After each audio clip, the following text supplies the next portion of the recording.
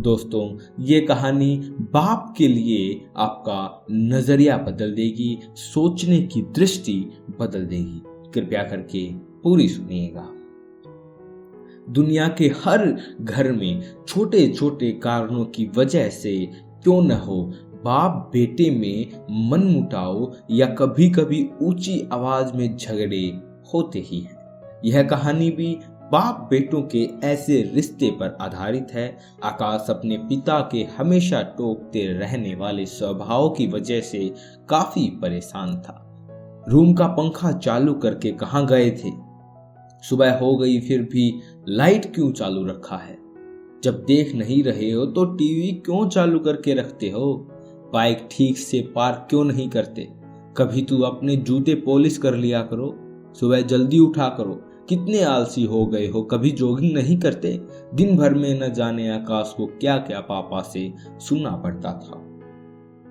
अभी बच्चा थोड़ी हूं मैं, इतना बड़ा हो गया हूं। 2 दिन बाद मेरी नौकरी के लिए इंटरव्यू होना है। पापा, आप ऐसा बर्ताव किसी छोटे बच्चे जैसे मेरे साथ। एक बार मुझे नौकरी लगने तो छोड़कर चला जाऊंगा पापा को। शहर ही में नहीं रहूंगा, फिर पता चलेगा उन्हें। अभी कमाता नहीं हूं ना, इसलिए फालतू की चीजें सुनाते रहते हैं। पापा से नाराज आकाश के दिमाग में कुछ ऐसे विचार चल रहे थे। 2 दिन भी बीत गए और आज वही दिन था जिसका आकाश को बेसब्री से इंतजार था। आज उसके इंटरव्यू का दिन था। सुबह सुबह जल्दी उठकर भगवान का आशीर्वाद लेकर आकाश उस जगह पहुंच गया जहां पर इंटरव्यू होना था। जिस बिल्डिंग में इंटरव्यू होना था उसके गेट पर कोई गेटकीपर नहीं था। आकाश ने देखा कि गेट एक साइड से टूटा हुआ है, लेकिन कुछ स्क्रू फिट करने से वह सही हो सकता है।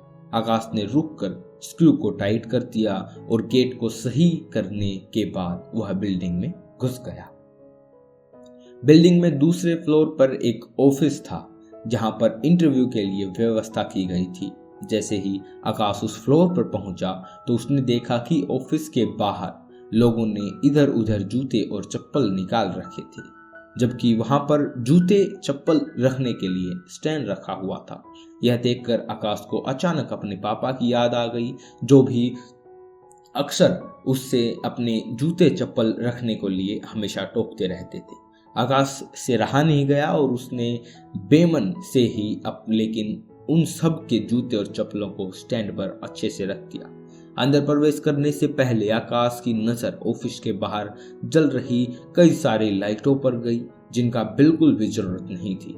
सूरज की रोशनी इतनी थी कि लाइट बंद रहे तो भी कुछ फर्क नहीं पड़ने वाला था। उसने बाहर जल रही सारी लाइटों को बंद किया, फिर ऑफिस के अंदर प्रवेश कर गया।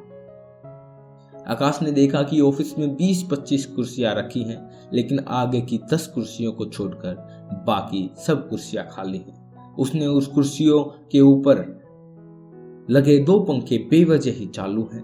उसने फिर अपनी आदत के अनुसार दोनों पंखे बंद कर दिए और बाकी फालतू पड़ी कुर्सियों को एक के अंदर एक रखकर साइड पर रख दिया और वहीं पर बैठकर अपना नंबर आने का इंतजार करने लगा। एक के बाद एक सभी कैंडिडेट्स का इंटरव्यू होने के बाद जब आकाश का नंबर आया तो वह थोड़ा सा नर्वस हुआ, लेकिन निडर होकर इंटरव्यू लेने के वाले के पास पहुंचा। इंटरव्यू लेने वाले ने उसे अपने पास रखी कुर्सी पर बैठने के लिए कहा और थोड़ी देर तक दोनों में कुछ भी बातचीत नहीं हुई। फिर इंटरव्यूअर ने आकाश से पूछा कि तुम कल से नौकरी ज्वाइन कर सकते हो। आकाश को कुछ समझ में नहीं आ रहा था कि यह नौकरी उसे पक्के होने की कंफर्मेशन है या कोई ट्रिकी सवाल है। बाद में इंटरव्यू लेने वाले जब सैलरी और क्या काम करना है ये बताया, तब आकाश को यकीन हुआ कि उसकी जॉब पक्की हो गई है। आकाश बहुत खुश था, लेकिन समझ नहीं पा रहा था कि ना कोई सवाल ना एक्सपीरियंस के बारे में पूछा और फिर भी कैसे जॉब के लिए फाइनल कर लिया गया। उसके चेहरे का सवाली एक्सप्रेशन देखकर इंटरव्यू लेने वाले ने खुद ही कहा, कुछ सवाल और पेपर्स कभी आदमी की काबिलियत नहीं बता पाते। हमने इस बिल्डिंग में प्रवेश करने से लेकर प्रतीक्षा कक्ष तक कुछ अव्यवस्थाएं सेट करके रखी थी। वही आप सभी के लिए परीक्षा थी। हमने सीसीटीवी पर देखा तो आने वाले सभी कैंडिडेट्स में आप ही एक अकेले ऐसे थे जिन्होंने गेट के स्क्रू ठीक करने से लेकर बेवजह चल रहे बल्ब और पंखे बंद कर दिए। ऐसा कर आपने अपना चीज़ों को यूटिलाइज करना और बचत तथा रिजेक्शन कम करने जैसे गुण दिखाए। आगे बढ़कर आपने बूट और चप्पल और कुर्सियां ठीक करके दिखाया कि आप अपने काम के लिए कितने वफादार हो सकते हैं और किस हद तक जा सकते हैं। बस हमें इतने गुण काफी थे आपको नौकरी पर रखने के लिए। पूरी बात समझ में आने पर आकाश को फिर से अपने पापा याद आए और याद आया कि उनकी कही हर बात, लेकिन इस बार उसके मन में कड़वाहट नहीं थी, क्योंकि उसे आज समझ में आया था कि पापा ने उसके लिए उसी मूर्तिकार का किरदार निभाया था जो अपनी मूर्ति को सुंदर और कीमती बनाने के लिए उस पर कितनी बार छेनी और हथौड़ी चलाता है। आकाश को जो नौकरी मिलते ही अपने बाप से दूर भागने की सोच रहा था, वो नौकरी का कंफर्मेशन लेटर और साथ में मिली 1 महीने की एडवांस सैलरी को घर पहुंचते ही अपने बाप को कदमों में रख देता है।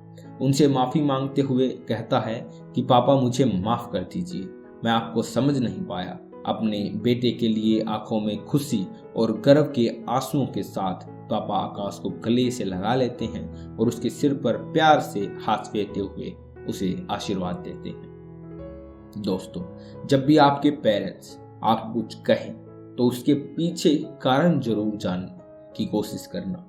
कभी डांटें या टोके तो उसके पीछे के सद्भाव को समझने का कोशिश करना। एक बार आप अपने लिए गलत सोच सकते हैं, मगर आपके पेरेंट्स नहीं। आशा करता हूँ आपको यह कहानी पसंद आई होगी।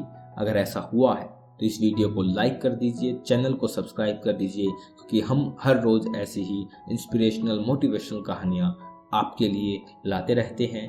आपका बहुत बहुत धन्यवाद।